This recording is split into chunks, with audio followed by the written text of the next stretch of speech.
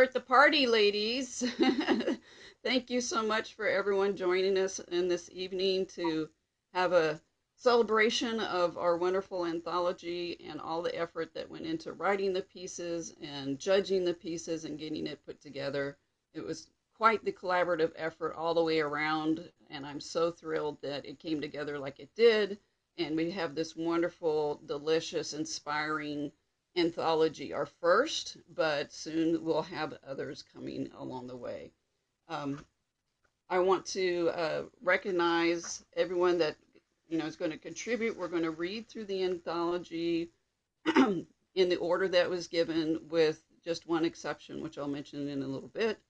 And if we have the artist for the anthology, if she could join us, we'll have her speak a little bit about her work as well. So what I'd like to do is start off by reading the dedication, if I can find it in my book, if you want to read along with me as we go. Dedication to the women who would not yield, who learned the language of small resistances and taught it to their daughters, whose faith outlasted the storms, whose hands shaped futures they were never promised, whose footsteps carved paths through silence, doubt, and every gate meant to turn them back. To the women who fought in ways that would not always see, by learning, by loving, by leaving, by staying, who turned grief into grammar and pain into praise. The ones who kept faith with the slow work of becoming, who taught us how to stand when the ground gave way and how to speak when silence was expected. This anthology is dedicated to you, to your fire, your endurance, your fierce refusal to fade. May these pages honor the resilience you lived and the possibility you left burning in our hands. I think that speaks to everyone who contributed, everyone who's read the book. Um, I want to ask that Kat McDaniel step forward, so to speak, visually and for the anthology. We are going to announce the Best of Show winner for our anthology. It was voted on by the literary co-chairs and myself. And so, Best in Show winner, and I'm going to try to find where I am in my anthology here, is Rebecca Oxford for her beautiful poem. In addition to being named Best in Show, Rebecca received a bold, beautiful ribbon in the mail with her anthology book.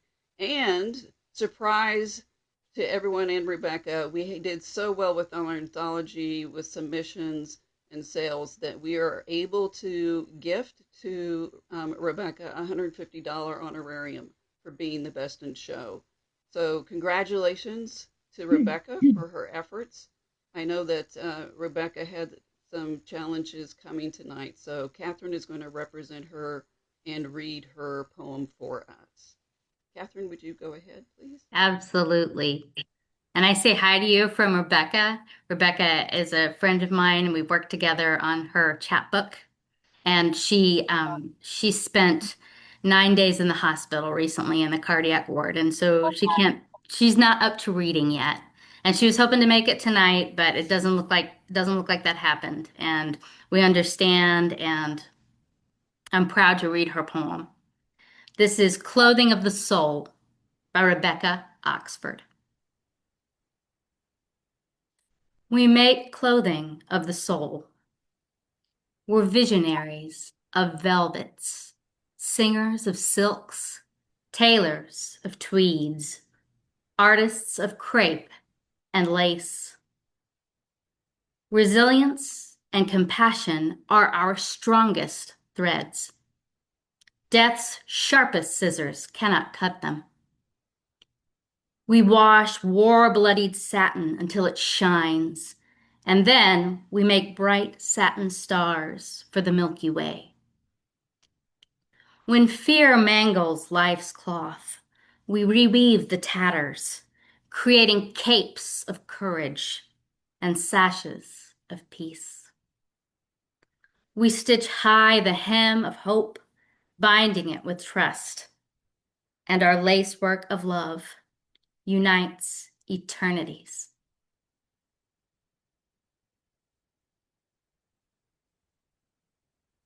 Thank you so much, Catherine. Thank you for that beautiful reading. So kudos and cheers to Rebecca for her wonderful work. Is Christian Missioner on? Was she able to join us? I don't see. Okay. So again, I just want to thank Christian. I think she was wanting to come and speak, but maybe she wasn't able to join us. She was the one who made this beautiful, beautiful piece of art. It was pretty easy for everyone when they were voting to see who was the real winner. This art piece, again, to remind everyone, was selected through member voting. And so I think it really represents what we have in our anthology and is very inspiring. The title, The Fire Within, Stories, Poems, and Essays of Women's Resilience, was also chosen by member voting. And I was the good fortune to be the person that came up with that title.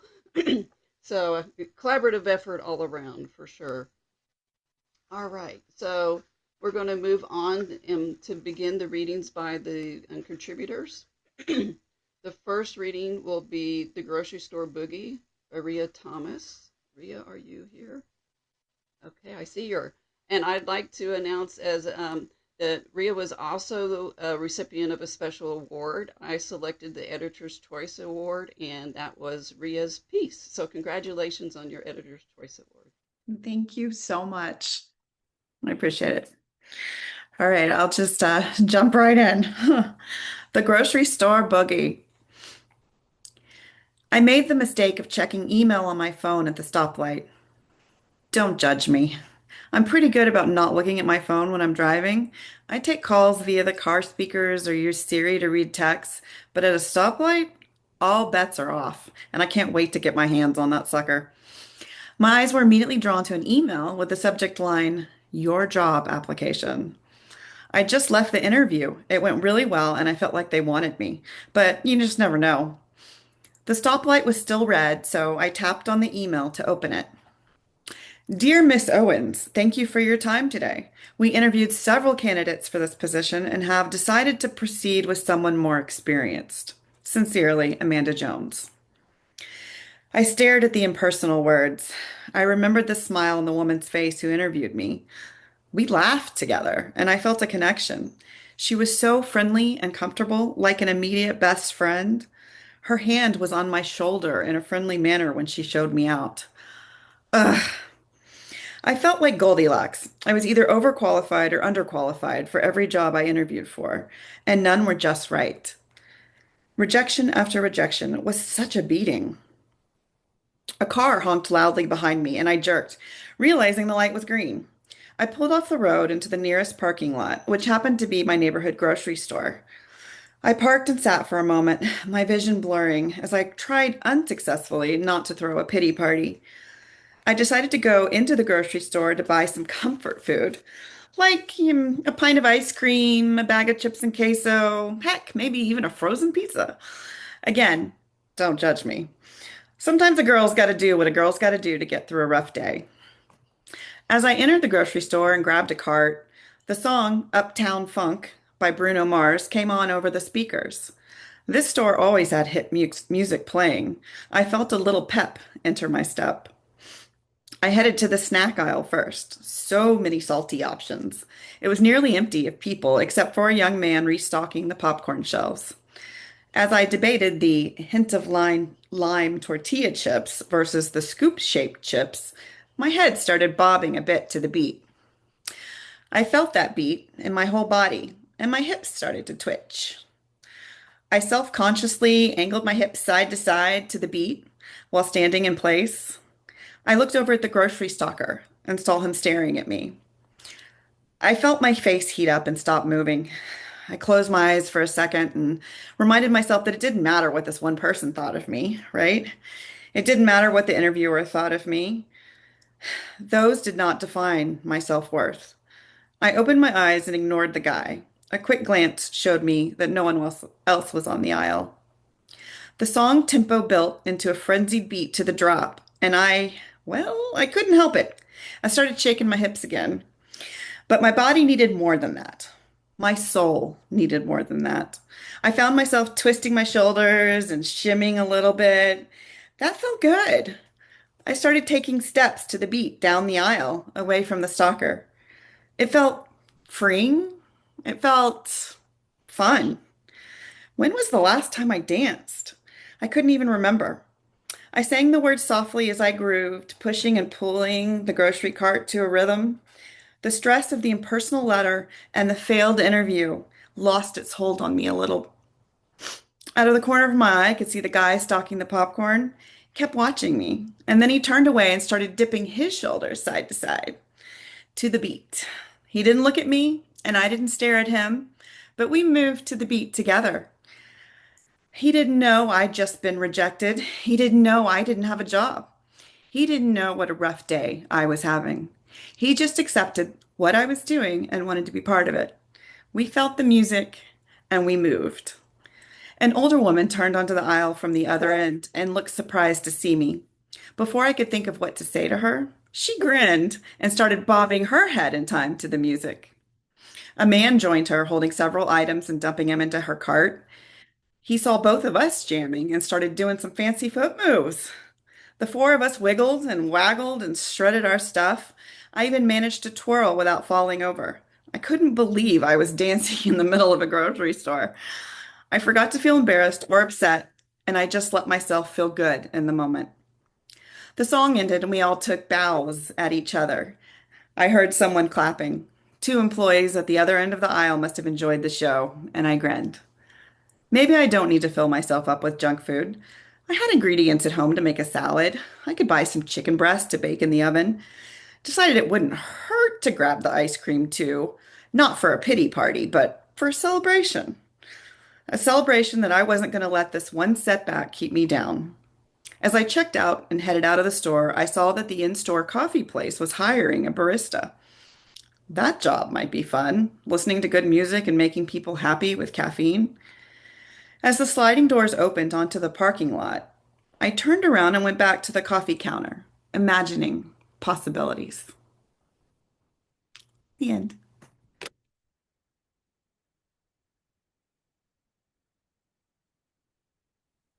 Thank you so much. I'm grooving with you now. Definitely Thank feeling you. it. Definitely feeling it. All right, so just checking, is Catherine Gentry here tonight with us? Don't see her. Okay, so I'm going to jump in. I'm going to read her piece on her behalf. She might have had a conflict for tonight. So Catherine's piece is Pennies.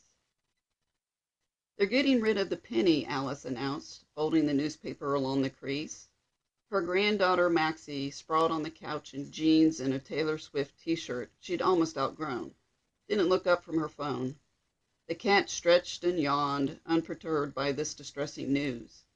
No one uses pennies anymore. They're obsolete, Maxie said, straining out the syllables that she was trying out the word from her fourth grade vocabulary list.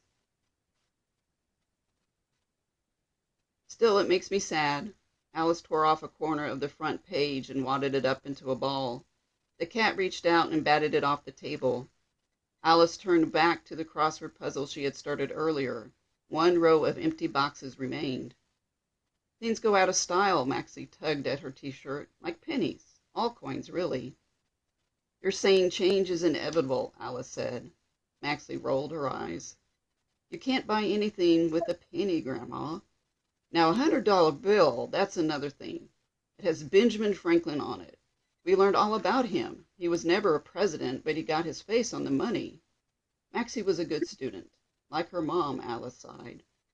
I like the idea of a penny, Alice said. Something so small with the power to grow and become more Like that song I learned in the first grade from the teacher I adored, Miss Lindsay. She had long black hair and got married and left. I cried the rest of the year. The new teacher didn't even know the words. But Maxie wasn't listening. She was typing with her thumbs, smiling as her message hurtled into space to instantly arrive on someone else's phone. Alice wondered, not for the first time, how the world had moved so far and so fast. When I was your age, parents answered the phone, and we had to talk to them in order to talk to our friends, Alice said, instantly regretting how old she sounded. So things are easier now, said Maxie, typing again. Sort of. Alice and her friends talked about it a lot. Technology, that vague catch-all term that sounded important but made so many things more difficult. I know you had to go to the library to look things up, but now we have this. Maxie held up her phone, and Alice saw a video playing, perhaps one that Maxie was a bit too young for. I like knowing I can check things, Maxie said. Alice did too, in a way. She liked correct spelling and being able to find out the names of actors in a movie without playing that guessing game, but she got tired of always thinking of things to check on. The news, other people, the status of her online orders, even the weather. All those things she couldn't control. It was hard to keep up. She found herself checking anyway, hoping for some progress, something that wasn't depressing or confusing, or both. Alice rustled the newspaper. The cat eyed her warily. She stared at the crossword puzzle, adjusting her glasses. The clue that had been stumping her suddenly clicked. 10 across. The condition or process of deterioration with age. 10 letters, starts with an S. Senescence. That's it. She must have said it aloud because Maxie looked up. What's it? The right word. Alice flushed with a sense of accomplishment as she viewed the completed puzzle. Senescence. I don't know that one yet. It's the condition or process, Alice began, then paused, tapping her pencil on the paper. It means things grow and then they die. Maxie's eyes widened. Like plants, Alice said quickly. And people, Maxie said, suddenly looking much younger than her 10 years. She put down her phone and squeezed in, so close. Alice could smell her shampoo, something fruity and sweet. The cat climbed onto Maxie's lap, her tail like a question mark, until she settled in and began to purr. Alice sang quietly, the words she hadn't thought of in years. Love is just like a magic penny. Hold it tight and you won't have any. You used to sing that to me at night when I had bad dreams. Maxie leaned in, nestling into Alice's body. We kept that jar by my bed, full of pennies. You told me to wish on one when I was sad. I made a lot of wishes. She closed her eyes, her voice almost a whisper. It was when I first moved in, right after Mom died. Alice kissed her granddaughter gently on the top of her head, trying not to cry. She cleared her throat and shifted slightly, and the cat jumped onto the floor. Come with me. Alice rose from her seat, trying to ignore the creaks and crackles in her knees. Maxie and the cat followed her into the garden, the phone and crossword puzzle left inside. Alice pointed out the tiny green tomatoes growing on the vine. A lizard clung to a leaf, staring at them without blinking. The lizard leapt onto a stone, changing from green to brown, to control itself when it couldn't control its environment, Alice thought. A deep rumble of thunder broke the silence. What's that word again? The sad one from the crossword puzzle, Maxie asked. Senescence.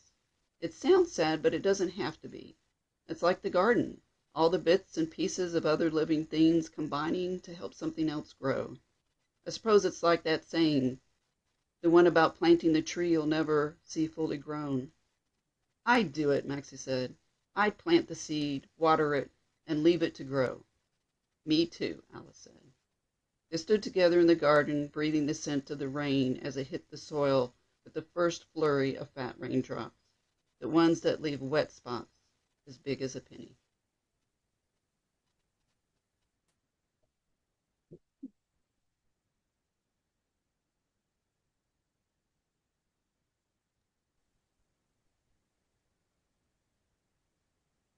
forgot to mention at the beginning that those were our two winners for fiction. So Grocery Store Boogie and Pennies were our fiction winners.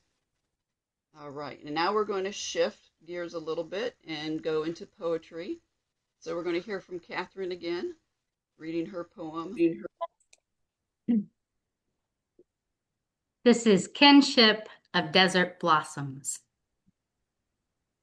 In the driest desert outside Antarctica, Chile's parched Atacama, you squat upon rocks, breathing fog drifting from the ocean, bare memory of water, and yet enough.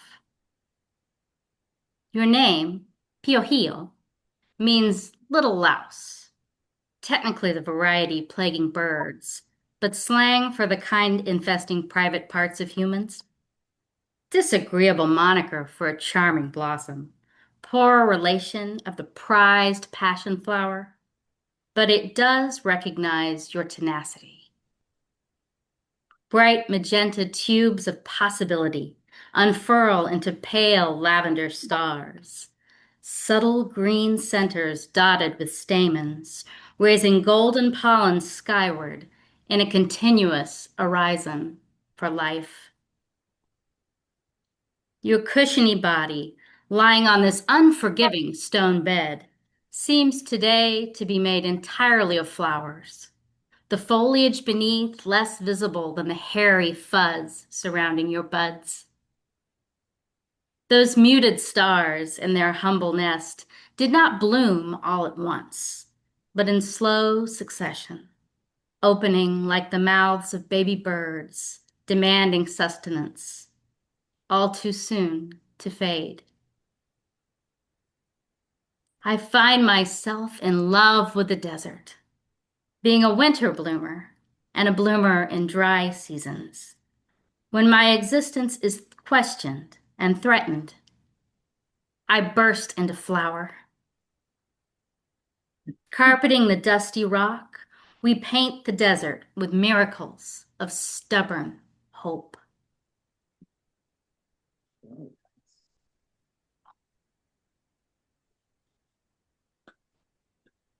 Okay, it's Deidre's turn to read her poem, From There Thanks. to Here.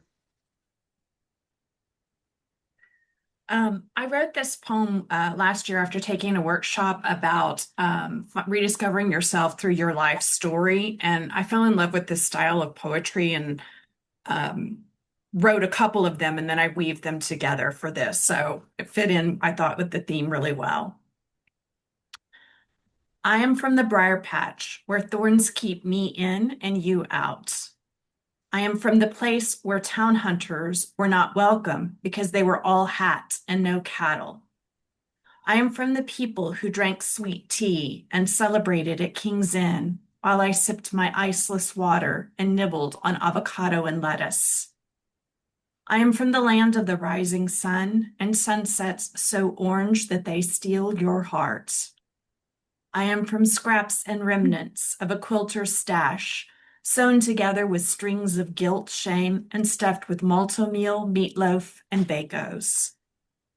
I am from the wrong side of the right side of the tracks, 3 sleeps from the dream, depressed from all the oppression and suffocating under years and generations of suppression. I am from the past, an old soul in an aging body that will never catch up. I move through life terrified of making a wave, and one day the earth and water will swallow me whole. I am from the south of the north and east of the west. With no map to guide me, I roam in circles, seeking a home to place my tender, stunted roots. I am from a line of powerful women born into a world that denies them the right to exist and take up space. These women are trained to disconnect from their bodies' truth and agency. They are molded by various outside forces until one day they snap, or not. I am from a world adjacent to the one where fat Poles make lazy strippers, drinking Mexican martinis and Jaeger bombs after graduating from Corona and kamikazes, mourning the dead with lap dances at the Yellow Rose. invisible in a sea of women conforming to the stereotype. I washed ashore in another city, bringing all my unresolved baggage in a U-Haul, immediately forgetting why it was once so important. I have been on a journey that my ancestors never imagined.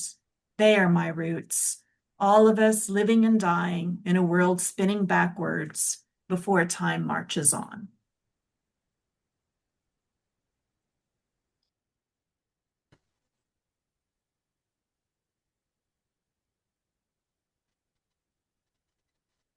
And now we'll have Catherine reading another poem of hers. Yes, I was so surprised when came up first and third. This is the fun one. This is Encounter with a Chameleon. You came in dressed to the eyeballs in shades of Christmas red and green, your baleful eye a pit, a dark well in the center of a Zia sun sign, inviting and searching for a connection that might lead to something more. I could get lost in that orb, a black hole in the center of a supernova. I know your type. Alpha male, boisterous and belligerent. You have never dimmed your colors in retreat from another's territory. No, you are master of all you see, reflected like a silver gleam on your private darkness. Female chameleons are drab, unless replete with eggs, pregnancy granting a warning system of shocking color, orange, turquoise, deep black. I am no chameleon. You have found yourself a basilisk, hatched by a hen from a serpent's egg, lethal of gaze, iridescent in her prime. I would have told you not to look, that I had no interest in dominance or being dominated. But you are already stone.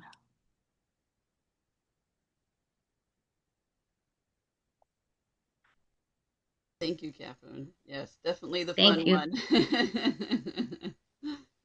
We all wish we had that gaze occasionally.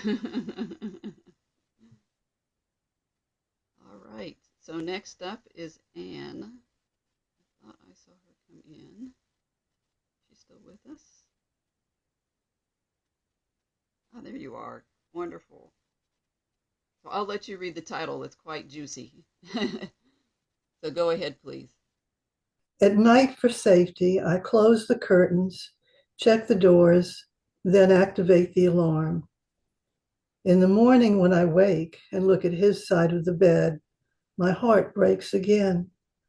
I ask myself, will I ever feel happy? You adjust, Nancy says, then adds, a year into grieving is nothing. I know now you can smile and converse when your heart is broken.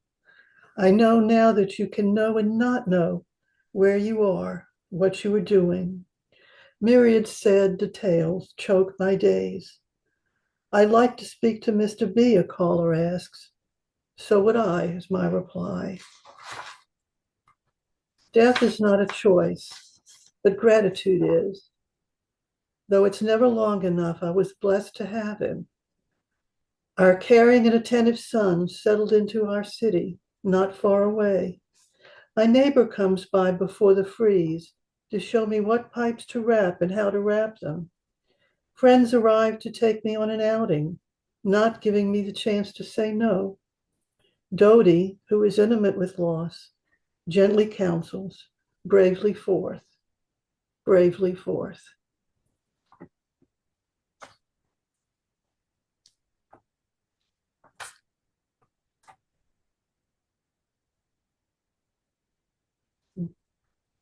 The next poem in Anthology we've already heard from Rebecca's poem, so we'll go ahead and skip on to the next poem in the poetry set by Abby.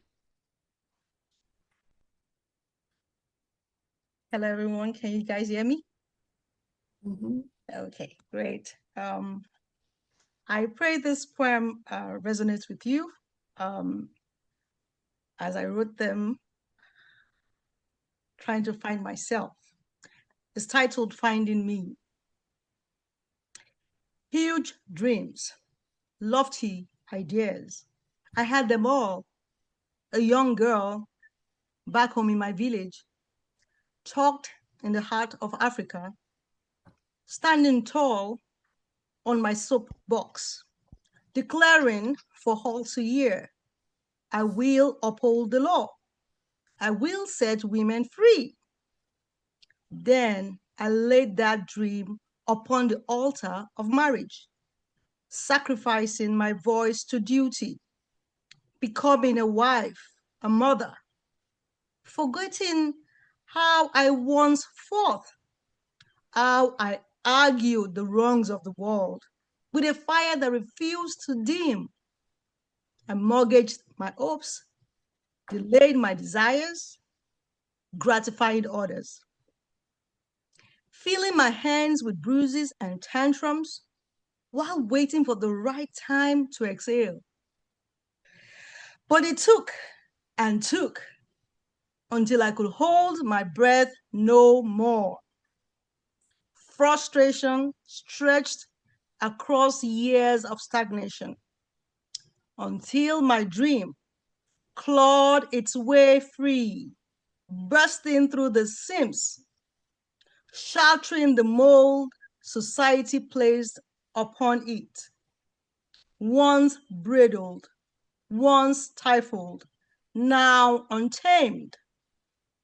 No longer ashamed of marriages that didn't last, no longer guilty for chasing my dreams, no longer offering explanations for the life I chose.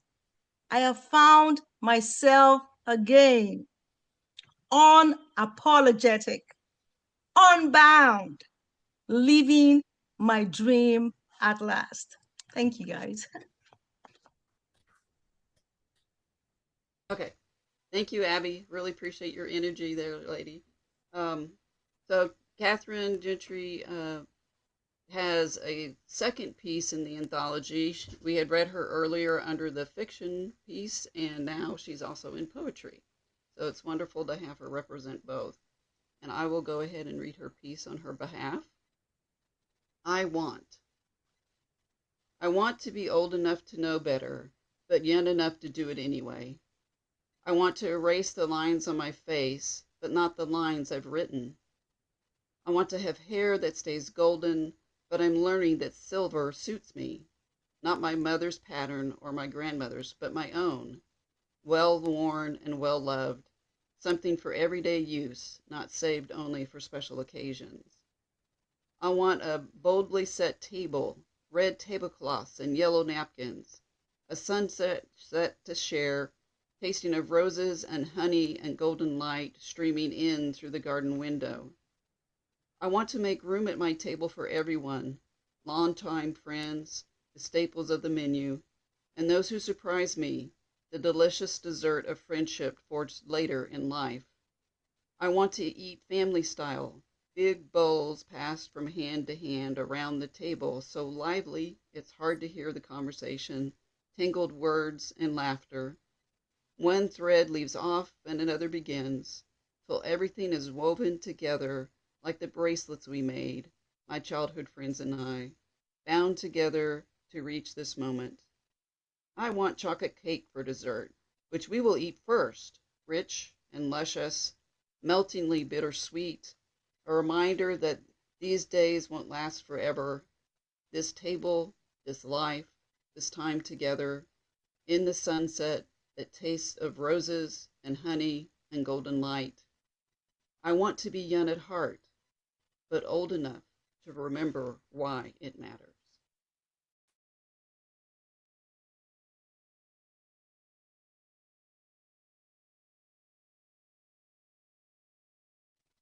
And thanks to Catherine for that piece as well. Kelly Ellis is in the house. Yay! Go ahead. Praise song for strong foundations. Glory be to good bras.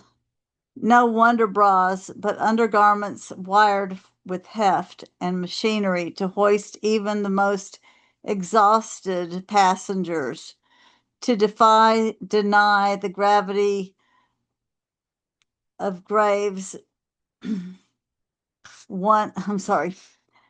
To deny the gravity of graves 1 year nearer, and blessed be the t-shirt bras, smooth cups like ice cream scoops, how they spoon youth into jersey shirts. None of that back fat behind you, nothing that hasn't been constrained. That which is hidden will not be made plain. And glorious is the dressing room with soft light, not the fluorescent nightmare galloping headlong over treacherous slopes of intimate, note not infinite, winter. Whither thou goest, she will follow, saddled to some grindstone axe, no leathered panting, lathered sweating for us, verily, but rather this painted pony, spanking new foal, staggering. Glory be to stand even ungainly if only she can keep feet straight, step light. Praise be, what a feat. She's a beauty, stands what you can't when you can't. Uplift the heavy bosomed, oh, let us laud thee, most venerable bra. If thou art with us, how can we fall? Thank you, Kelly. Thank you. Next, we have a poem by Ashley. Is Ashley here with us tonight? Hello, Ashley. Oh, you give me the glass. Too full, I ask. Too full, you say, afraid of spilling. My beloved, the world is always spilling, spitting, spinning. Yet crouched here beside you, the flesh from which yours came folding into itself, I can stop this spilling for you. So I sip, then you. Now cheerio, you say, as you place a world into my waiting palm. Thank you, Ashley.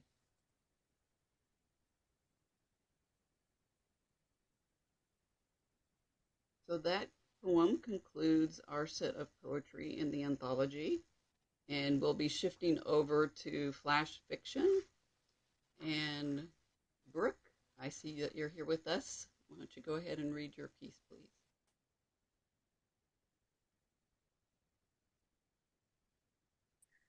All right. In a flash. When you're a game warden, your presence is a threat to poachers. You may become prey. A few weeks after deer season, you walk in the woods and find a repeat offender aiming his rifle at a grazing doe. When he senses your presence, guilt darkens the vessels on his cheeks and nose. Rage turns them purple. Making a quick arc, his rifle turns on you. Like a deer in the headlights, you both freeze. Your eyes lock. With a quick blink, you capture detailed mugshots of each other. You have less than a second to decide. Shoot or run. A sudden breeze causes leaves to flutter and light to scatter. A flash of light strikes his trigger.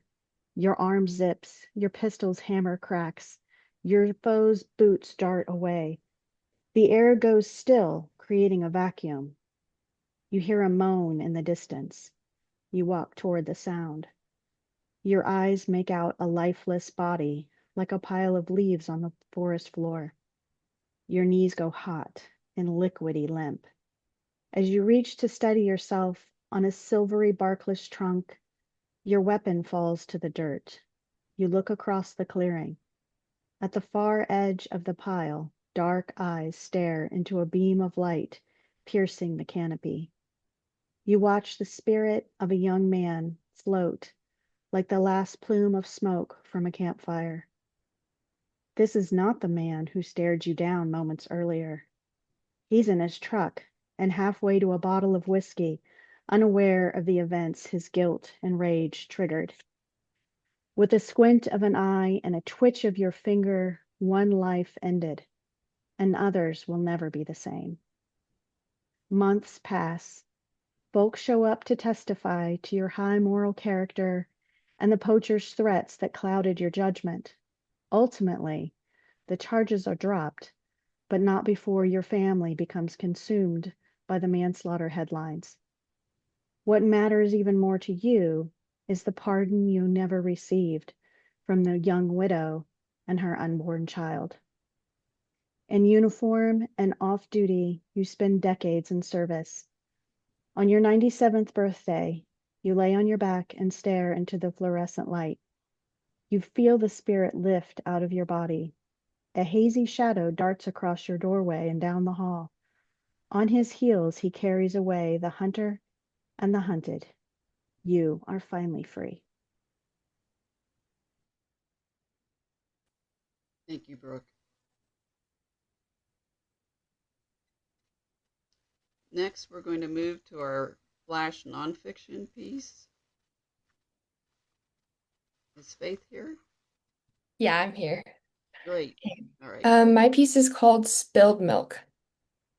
Somewhere outside, streetlights stir awake, their pale eyes opening one by one. But the glow never quite reaches inside. Time stretches thin, suspended in greasy fingerprints and blue light congealed on unblinking retinas. Neck cranes, spine curves like punctuation. 8:22 p.m., low battery. Screen time up 12% this week. Scroll, scroll, sponsored thought, scroll. Wasn't it a morning a second ago? Standing up brings tunnel vision and unsteady legs. The smell hits, copper and disinfectant, like a hospital, some distant unreality. Waiting for the blur to pass, the world stitches itself back together. But everything is still a dream. Perspective drifts towards the kitchen, floating. Lights too bright, walls too gray. Everything is dead, drab, alien. A box of Honey Nut Cheerios floats down. The fridge door swings open. The gallon is heavier than wasted muscles expected. Plastic smacks tile. Milk explodes like a flood. A pause, just long enough. Don't cry. It's bright again. You're skipping on the sidewalk, holding your mom's hand. The world is sunny, the colors bright. It smells like cut grass and rain. Clouds swim in the sky like jellyfish. If you look hard enough, you see pictures. A rabbit, a dragon, a castle just for you. Lying on a cloud feels possible. Your skipping has a rhythm. 1, 2, skip. 1, 2, skip. Everything feels okay. What a beautiful day. The kind of day where I am going to scrape my knee. Because even now, you know, something bad always happens when nothing bad has happened in a while. The bejeweled toe of your light-up Sketcher catches. Your mom's hand slips. You fall. Pavement stings knees and hands. Your skin tears just enough to bleed. Don't cry. You always cried when you got hurt, loud, over the top. But that was the only way to communicate pain. Today, you're tired of being called a drama queen, tired of feeling like too much. Don't cry. So you don't. You're proud, not for being brave, but for being good. Another time, she was 15, sitting on her bed, watching YouTube. The air felt wrong, walls too far away. Her hands didn't feel like hers. Standing, the floor shifted. Feet weren't really her own, voice wasn't hers. Like she'd woken up in a body that wasn't hers. Inside and outside herself. Wrong. She Googled gas leak symptoms, opened windows, sat outside, waited for the fog to clear. The air didn't change, but she did. The habit remains. Check for gas leaks when the body disappears. Don't cry. There are reasons to cry, of course. Something is wrong, but nothing can prove it. Nothing feels real, but everything feels too real. Because nothing bad has happened in a while. But still, I tell myself, there is no use crying over spilled milk. The milk is still on the floor, a pale blooming cloud curdling into grout, a dead jellyfish, washed up but still able to sing, soaking socks that couldn't be bothered to move. but no one cares to clean it. Thank you, Faith. Thank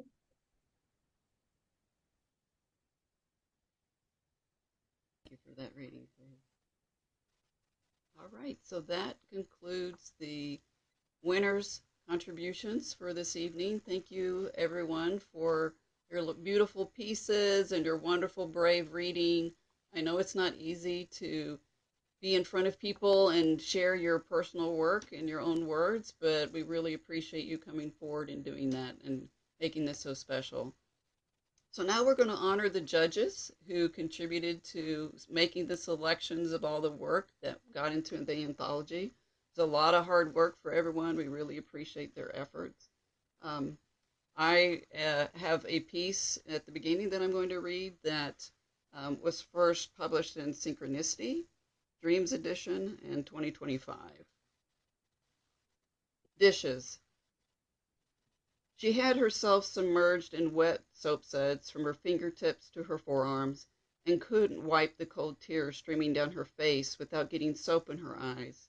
His voice raged from the bathroom where he was shaving, the buzz of the electric razor swallowed by the heat of his rant. Another senseless argument over nothing. Could it even be called an argument if she never got a word in? Even her thoughts were consumed by his fury, which had detonated after asking a simple question about getting the dishwasher fixed. She felt the sudden and surprising eruption of a response, an overwhelming desire to take the plate in her pink-gloved hand and hurl it against the wall, to watch it shatter into an impossible number of pieces, just like her heart did, every time he used words to beat her down. No need for physical violence when words alone could shrink her into oblivion.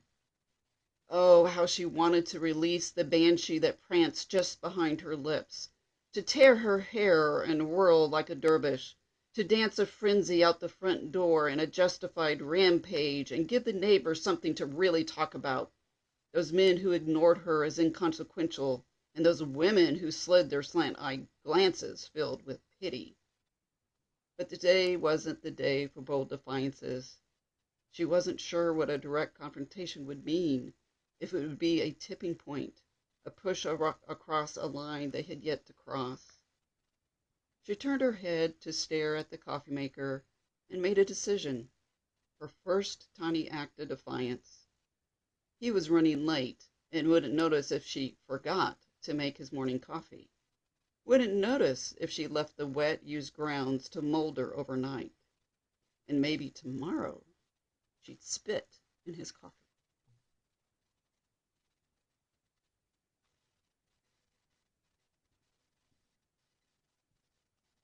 Thank you. That was inspired by my husband and my one morning event. But we recovered from that, obviously. No banshee came forth. All right, so I'd like to ask that Celeste come forward and read her work for us. Okay. This is flash nonfiction. The Call. You sit on the edge of your seat during the call with Dr. Patel. Recurrence, sarcoma, wait and see, swirl and melt into black. You Google the side effects of her promising new treatment and read cytokine, neurological.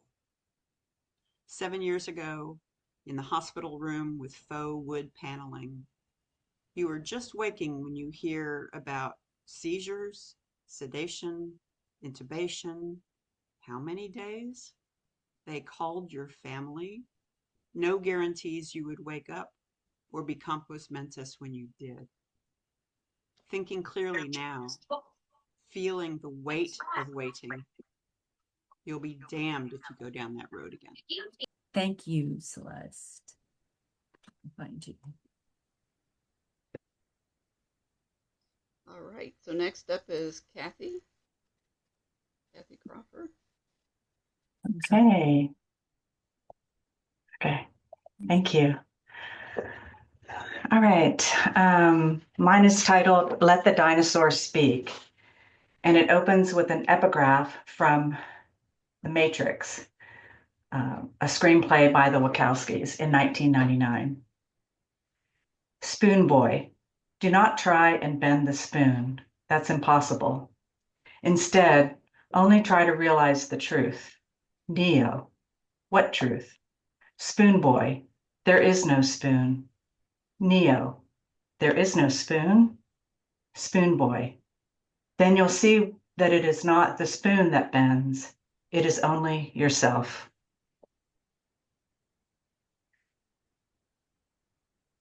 And then I have some quotes in here that'll break a couple of the sections. And the first one is, let's give the dinosaur a moment to speak about extinction. I don't get many orders for 1950s coffee, said the barista at Snub's Coffee, as he handed Rexy a short black coffee, 2 sugars. Most women are not dinosaurs like you are. Rexy found this statement unsettling, but wasn't sure why. What was the big deal, after all? Just because she wasn't ordering a Trenta vanilla bean frappuccino with 4 shots of espresso, extra vanilla bean powder, extra caramel drizzle, extra whipped cream, extra caramel crunch topping, and a stevia packet, didn't mean she wasn't hip. She was surprised he made any comment at all. The way he barely acknowledged her when he took her order, never making eye contact, not smiling, and throwing her change on the counter. She was the only relic in the place. It wouldn't be long before she wasn't on this planet at all. Her ashes bottled in a capsule and launched into space. Well, those are the burial arrangements she had in mind. But once she was dead, she'd have no control over what happened to her remains.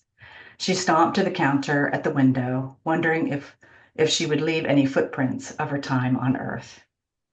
In quotes, I have a hole in my hip socket. It is full of dinosaurs. Rexy was in her 60s, and though she didn't feel old, she recognized she wouldn't be alive forever. She wondered if her history would disappear like the dinosaurs. It wasn't until 1677 when Robert Plot published the first illustration of a dinosaur bone. But he thought it was from a giant human. In the early 1800s, geologists and doctors in England began finding and identifying fossils and recognized them to belong to extinct reptiles. From there, paleontologists learned and documented the evolution and devolution of dinosaurs until they were mainstreamed in the first dinosaur movie in 1925, a silent film titled The Lost World. She considered the fact that women's history is as spotty as the dinosaurs. It wasn't until the rise of the women's rights movement in the 1960s that women's history was added as an academic discipline. Her own history would surely be lost over time, if not immediately upon her death. This was the stage of her life between when the light still entered, before the shutter blocks out the light, the final capture of a photograph. In quotes, if history repeats itself, I am so getting a dinosaur. Rexy's biography was a series of twists and turns, from a hatchling to an agile cat-like dinosaur covered in dino fuzz. She roamed the earth with old-fashioned ideas. She fell into a pattern of actions designed to meet others' expectations of her. She married at 30 according to plan, but to the wrong man. She knew on her wedding night this relationship was a mismatch, but she couldn't accept it was a mistake until 4 years later, she fell to the floor of her bathroom, passed out due to what turned out to be a low thyroid disorder. Her body pulled her to the ground, forcing her to forge a new path. These days, she was writing poetry and stories that reached back and reignited her history. She wrote about milestones she'd reached, living on her own at 19, completing 2 degrees, 2 marriages, the second one strong and still going, advancing in a career, starting a business. It felt important to write these stories down. To remember her journey along the dinosaur highway was not an easy one. To remember how she bent herself along the way. Seated at the window counter, Rexy closed her journal and sipped her coffee. In quotes, 65 million years ago, the dinosaurs had a bad day. Rexy opened the browser on her phone and typed in latest dinosaur discoveries. An article popped up about the new species of tyrannosaurid dinosaur named Kankulu, discovered by University of Calgary paleontologists. About the size of a horse, Kankulu was 2 to 3 times smaller than its massive descendants. As a mesopredator, it used speed and ambush versus bulk to hunt prey and take down heavier animals, like a jackal or a hyena to a T-Rex's lion. This discovery confirmed how, in a time before humans, tyrannosaurs as a group evolved to become diverse and adaptive by the end of the Cretaceous period. Rexy ate a chocolate chip cookie and considered how the dinosaurs could evolve and expand by becoming increasingly diverse. She marveled at how the natural world innately used its strengths to survive. With the introduction of humans to the landscape and the man-made structures and constraints ultimately creating gender and race, limitations were created to suppress diverse and inclusive ways of being. But with each passing decade, the quashing of rebellion leaves an afterglow of aspirations ready to be taken up by the next generation, who are ready to discard the attitude of that's the way the cookie crumbles, and who are ready to pick up those crumbs and make a better world. Rexy rose from the counter, crushed her coffee cup with her 2-fingered hands, said under her breath, "There is no spoon," and strutted outside into the sunshine. Thank you.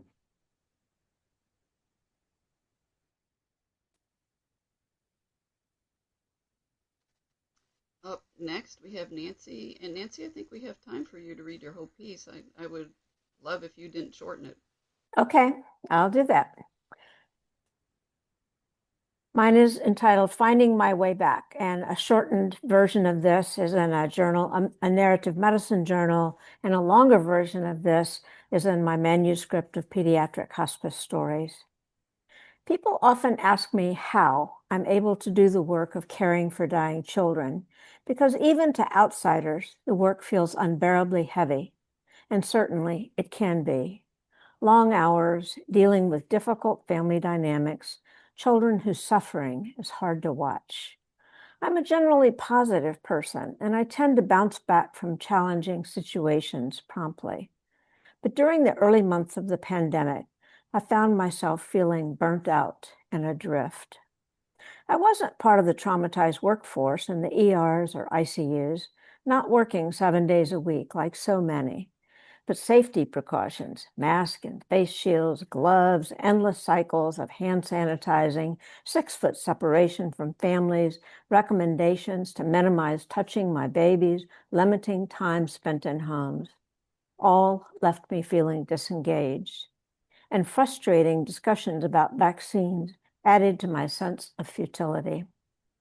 Virtual team meetings with faces lined up in tiles or disembodied voices without faces speaking through the ether compounded my burnout. Recovering my passion for this work was not an epiphany.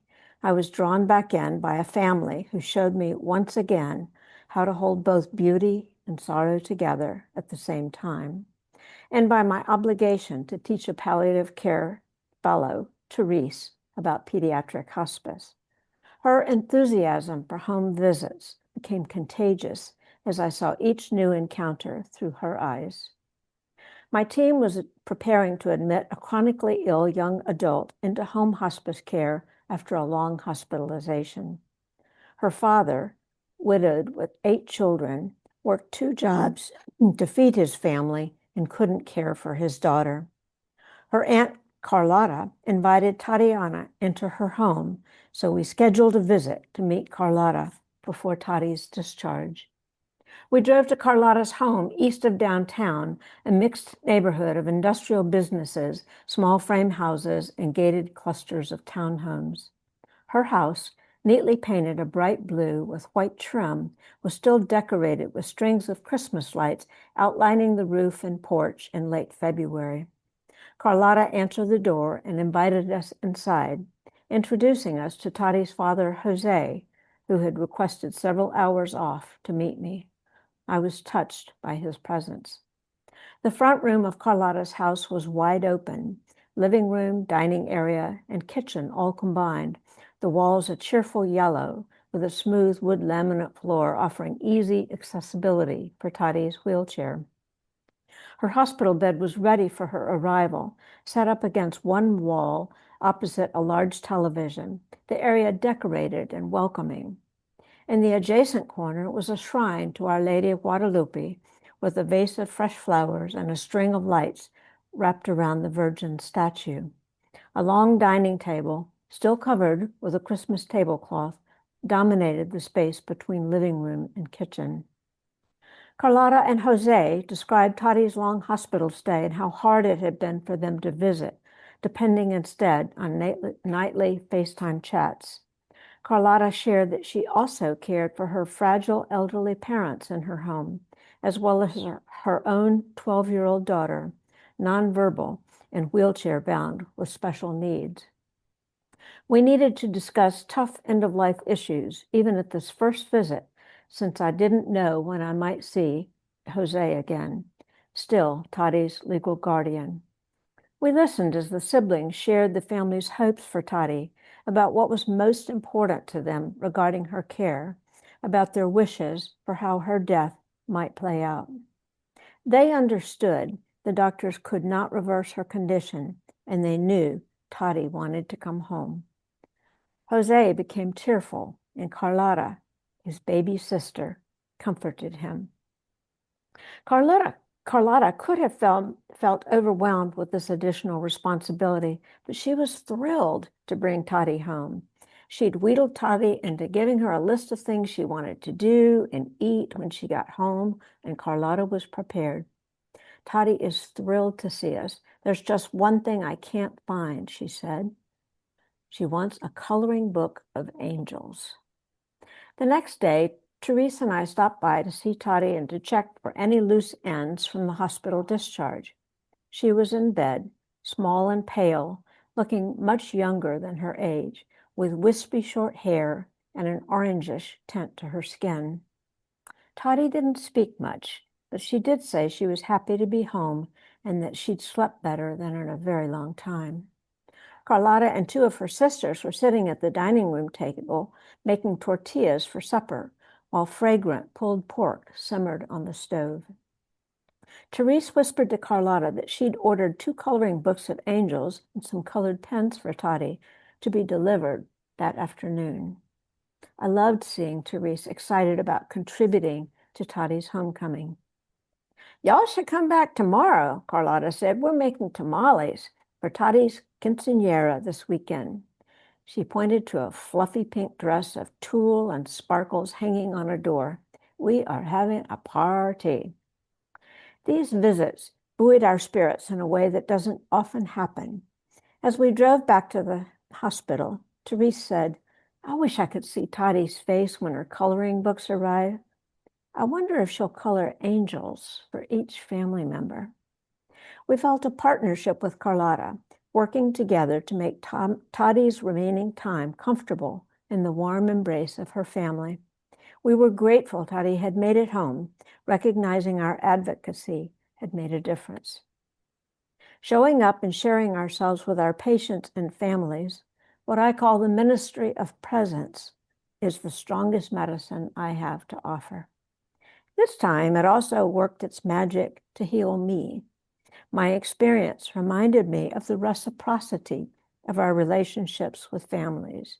They need our help, and we, in turn, draw strength and inspiration from witnessing their courage at such a tender time.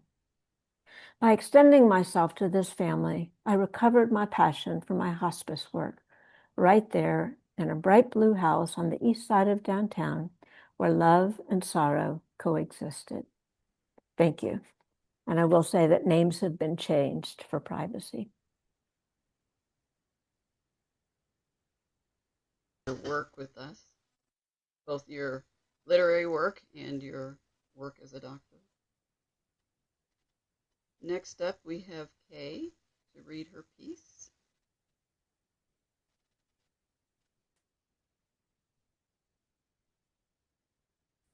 Hello, everyone.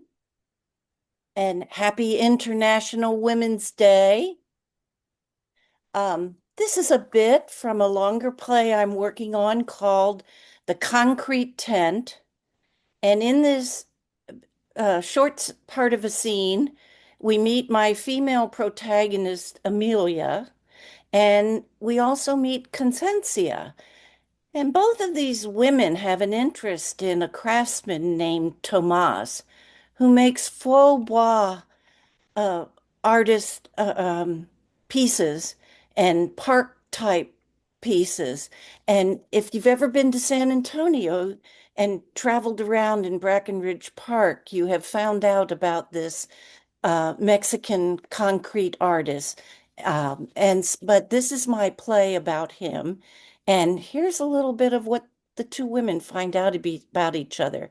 They meet surreptitiously at night. They're looking at his concrete art.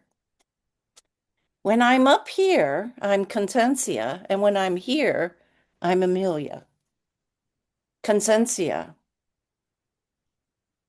It's a beautiful night, a night to savor with its sweetness. And see, the moon goddess comes, a tiny glimpse of her. Where? Consensia points out the moon. Oh, I see it. My mother calls that sliver God's fingernail. Okay? You what? But does she think that fingernail belongs to the old Father God of the Bible? I believe she does. That's the image. Then it is wrong, for the moon is a woman. Come here. Look. Now when she is slim and curves, and we are always knowing she will grow and be beautiful, full of light and power and magic, she would laugh at your phrase. We mustn't insult her by thinking she is a man. We don't want her to hide her face from us, because if she does, as the old stories tell, there will be barrenness and famine on the earth. Barrenness? Oh, that's dreadful and sad. See, and true, for the ancient tales don't lie. Oh, Amelia starts to cry softly. Oh, are you crying? For the moon? Maybe. For the moon? You must not cry over spilt moonlight. Oh, I thought it was spilt milk. Moonlight, milk, they are very similar. I gave up crying over the moon and under the moon like a lost child. If I ever have them, I prefer my tears in the bright, harsh light. Oh, I lost. If you must cry, cry in broad daylight. I can't. Crying doesn't help anyway. Tears only remind you how insignificant you are. Our tears are lost in the great tide of human suffering. Be strong. Think of the moon, who fills and refills the sky in her steady way. Thank you.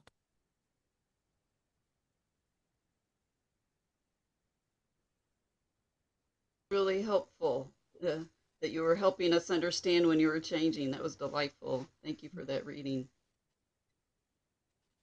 Next up, we have Sandy to read her poem.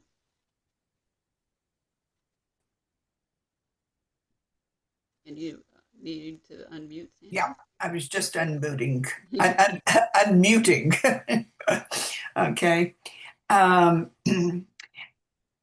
My poem kind of follows the theme that's come up a few times tonight, and that's that the earth is a great, and nature is a great example of resilience, and reminds us how important that is. It was first published in Equinox, which is the publication put out by Hot Poet with Kelly Ellis, the editor. and it will be in my new book, which is coming out in a couple of months, Moonlight Shaken. My poem. Ode to the Gumbo Earth that holds my house. Oh, I should say this was written after the February freeze of 2021. So, ode to the Gumbo Earth that holds my house, to February and the sudden frenzied freeze, to the glassy stalactites hanging at the lip of the gutter, to the surprised arms of the neighbor's prickly pear, a memento mori to the lost crimson of their bottle brush tree, to the frost-bitten grass in this semi-tropical city, sleeping soundly under snow, to the dearth of shovels, salt, and sand that kept me sequestered, to visits in nearby yards of carrot-nosed snowmen and angels, a memento mori to tiny black lizards caught unaware, to the stunted growth of milkweed, birthing spot for monarch's eggs, to the frozen bird bath down the street, and birds fallen by the back door, a memento mori to bats who lost their grip under a bridge, to my garden's frozen ground as incubator, to resilience, to the first brisk walk, sallow yellow grass transmogrified into glorious hues of green. Thank you.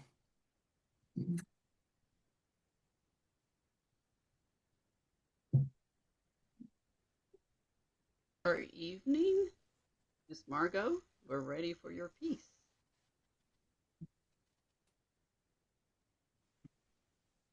Silver linings. I thought I was reasonably healthy and hearty until I turned 70. Then my body headed downhill.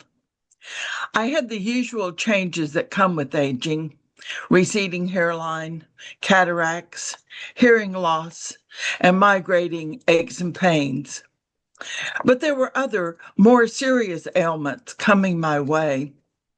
A congenitally offbeat heart with AFib and a slow pulse rate requiring a pacemaker/defibrillator. A nasty leg puncture that called for extensive wound treatments. Boulder-sized kidney stones necessitating removal with lithotripsy and lasers. All of that on top of sleep apnea, demanding the use of a CPAP machine. Once my body started falling apart, I decided I could either go into a black hole of despair or I could create a show. I chose the creative option. Why let this dramatic body of stories go to waste? That's what I've been doing for the last few years. Writing performance pieces about my organs. For example, there is Zombie Heart, the story of how my defibrillator shocked my heart and extended my expiration date. The Kidney Monster at Party City, a tale of boulders and excavation. Ode to My Wound, a poem and video of ancient mysteries, and the CPAP Tango. Who knew this old body would be a treasure trove of performance material? Recently, I started combining these pieces into a full show with stories, songs, dances, games, and videos. Now, when I have to take a scary medical test or get some bad news, I think, this is going in the show. I think it's healthy to look at silver linings. I was reminded of that recently when I told a story at the Houston Moth about crafting a leg out of white chocolate to take to a party. At the beginning of the story, I had trouble catching my breath. I think my AFib had kicked in. I was mortified that the audience could hear me panting. I said, "My cardiologist told me not to do things like this." People laughed. I don't know why, but I'll take it. During the story, I had to pause periodically to slow down my heart and breathe. My normal breathing did not come back until after I sat down. Some of the audience told me they thought I had great timing. I said thank you. But I wondered, was it good timing or me taking breaths? And if the audience enjoyed it, does it matter? Thank you. Thank you, Margot. Appreciate your humor as always. So what a wonderful, wonderful evening to share with everyone. It was so delightful to have everyone reading their pieces and sharing our excitement over our book. So if you know anyone who hasn't read it yet, be sure to tell them that they need to grab a copy. And please also encourage folks to leave us reviews. It's really helpful to get the word out about our book. I think that there's lots of people who have mentioned to our members how delighted they are in the book, how much it's helped during our current times, and we just really appreciate if they would show us a little love.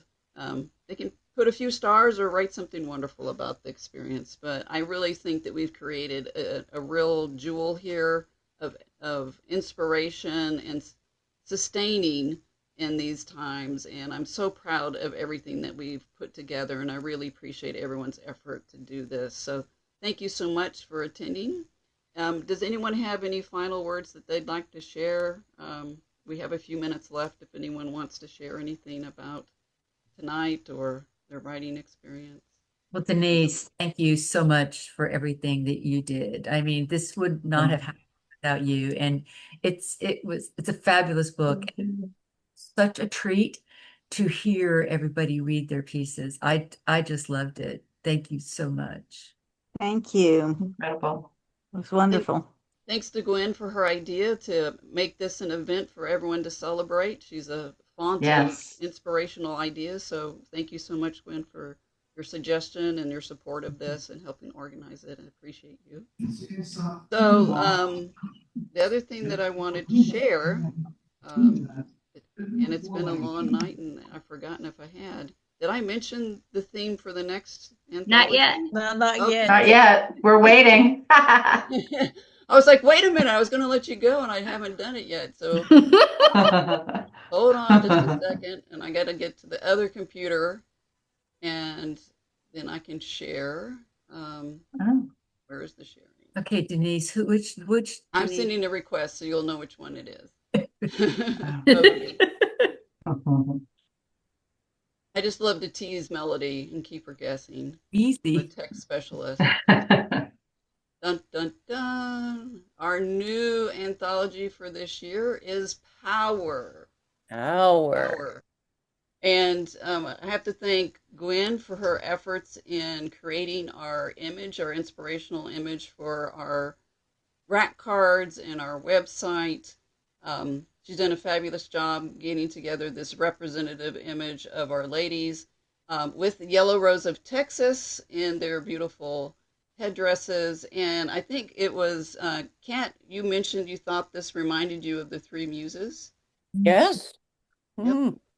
Okay, so I wanted to also point out that the anthology prospectus is out there online, and if I can do this coordinated effort, I will post it for everyone as a direct message. So you can go out and see the prospectus, and I'll come back. And I just want to read what it says about power. Okay. So our anthology theme is power. Power is a force that rises not only in command, but in courage. the spark that moves through our words and bodies and lives in our belonging. It is the quiet knowledge of one's worth, the trembling moment before a choice is made that changes everything. Power can uplift a single voice or surge through many. Power is a human inheritance. It's a rebellion, a remembering. Power lives in the body's stride, in the mind's clarity, in the collective's roar. In these works, power is not merely held or taken, it is awakened, conjured, shared, misused, reclaimed, in an ever-shifting current that shapes who we are and who we dare to become. And so in addition to the categories that we had for last year, which were fiction, nonfiction, flash nonfiction, and poetry, we're extending our categories to include short stories, anything less than 3,000 words, and it'll be one category for both fiction and nonfiction. Okay. And as always, cover art is something that we'd like all of our visual artists in WIBLA to consider contributing to. And then the title, anyone can submit 1 to 3 entries for the title. And like last year, we're going to have the cover art and the title be members voting. So the prospectus is up. It actually goes live in May. So we wanted to let everyone know about that now so that you can start working on your pieces, especially those short story pieces that might take you a little longer to work on. We hope that you will start thinking about power in all its different forms. And again, this anthology is open to women in Texas.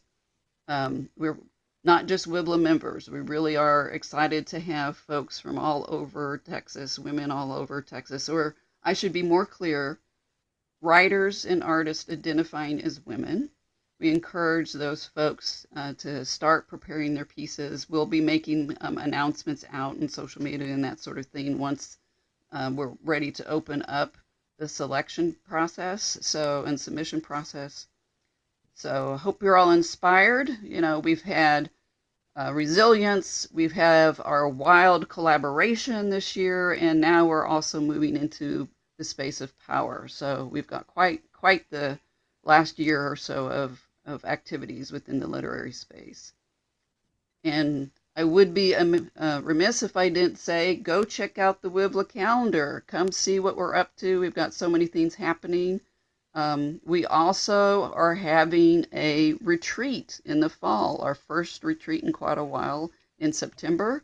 Information is posted out on the website. Registration is open for that. It's a 3-day event in September outside of Houston with lots of fun playtime with literary and visual activities. There'll be a sleepover and hanging out together and all kinds of fun. So the schedule is posted, registration is posted. There is limited space because of where we're going. So if you have any curiosity, check that out on the website and sign up, save your spot. There are no private rooms. This is a community sleepover, so we will be sharing space, but we have a number of our members who have volunteered their time to facilitate various activities, and we'd love to have you join us in our adventure in art together. So check that out. Are there any other announcements that we should have? I Abby, just wanted, yeah, I wanted to say something. First of all, I want to say thank you everybody for this great work. I couldn't put the book down when I started reading it. I read every bit of it, and I'm really appreciative of this collaborative work. I also want to acknowledge my president. She's here. I also belong to another association called WAFORD. Her name is Dr. Ango, and she's been in this Zoom call. She lives in Melissa, Texas. So I was glad when you mentioned that the next anthology is open to every writer in Texas. She's based in Melissa, Texas, and she's been at from the beginning of the Zoom. She joined us. I really want to appreciate you, Dr. Ango. Thank you, everyone. Great collaborative team here. I love you guys. You guys rock. You make it so easy for me to be a writer. Thank you, guys. Dr. Ango, thank you so much for joining us. I'm glad that you could come and listen Thank in you. and learn about our Thank you. group.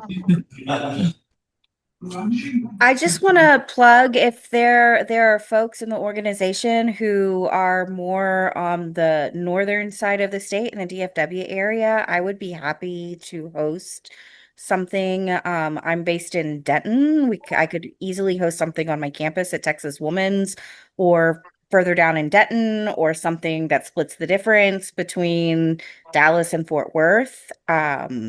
So I just know for folks up here, it's a little bit harder to get down to Houston. And I know in-person connection can make a big difference. Maybe you should actually submit that to the newsletter info so that they can post anybody interested. Then you could have people contacting you. I think that'd be great. Awesome. Thank you for that suggestion. Okay. Happy Women's Day, everybody. Happy Women's Day. Yeah. I just wanted to share that Equinox Volume 10 is going to be released on the 21st of March, and I'm really excited. Our theme is liminal spaces, and we'll have an event at the end of March, like the following week, an online Zoom reading and also an in-person reading. And so I hope a lot of you will turn out for one or both of those. And I hope, I know some of you will be in the journal. I haven't sent acceptance letters or any of that yet, but I know a lot of you've been in the journal in the past, and hope you'll come out and support this one.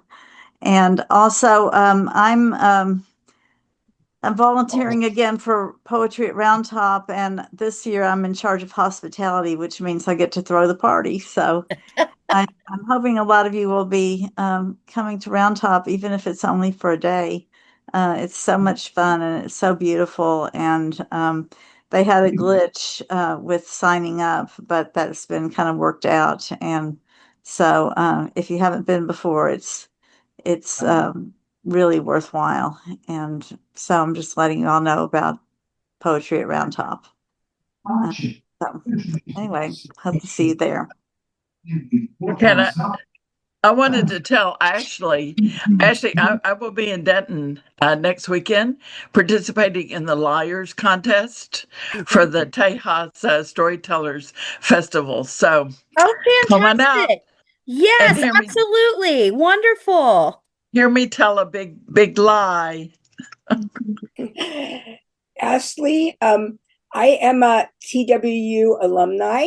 I love this. So I just wanted to tell you, I'm a visual artist, and I graduated in 1972 and was at the 50th reunion. That's the last time I was on campus out there. And I love the idea of getting both visual and literary artists involved, both in WIVLA and the visual artists in our state WCA chapter, as well as WIVLA together. And maybe we can even do something together as a project.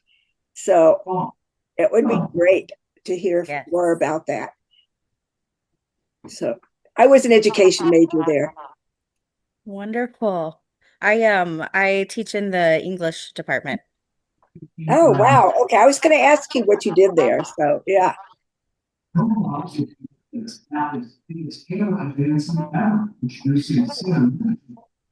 like a television. Yeah. Ashley, be sure to spread the word about our power competition. And Dr. Angel as well. Thank you. All right, everyone. Have a Well, I have one last thing. One last thing. Synchronicity, we come out on the 15th of March with the Audacity issue. And I know Denise and Kathy have pieces in there. I think that's it for this group, but it's a really exciting issue. It's our longest yet. And it's full of little audacious, all sorts of audaciousness. So it's a really exciting one to put together. Sandy, and that'll be coming out on the 15th, so in a week. Waving her hand. So with Sandy. Sandy's in there too, I think. And I was in a group of visual artists. Sandy too. That's right. That I don't remember if it was Jamie or what, maybe it was you, Melody, who talked about synchronicity. Jamie, but she's not on the call. That's why she wasn't mentioned. But yeah, and Jamie's also in there. Yeah, Jamie and Sandy. Yeah. So And she talked about contributing to it. So thank you so much, ladies. Appreciate all your hard work and your brave sharing. It was wonderful to hear in your own voice. It just brought so much more for me as well as everyone else. So I'm looking forward to what you're going to bring to the Power anthology, and looking forward to your stories and your poems from the heart. So thank you so much, ladies. Have a wonderful evening. Thanks, Denise. Thanks, Thanks, Denise. everybody. Thank you, Bye-bye. Good everyone. night. Bye. Happy International Women's Day. Bye. yes. Thank you. Bye.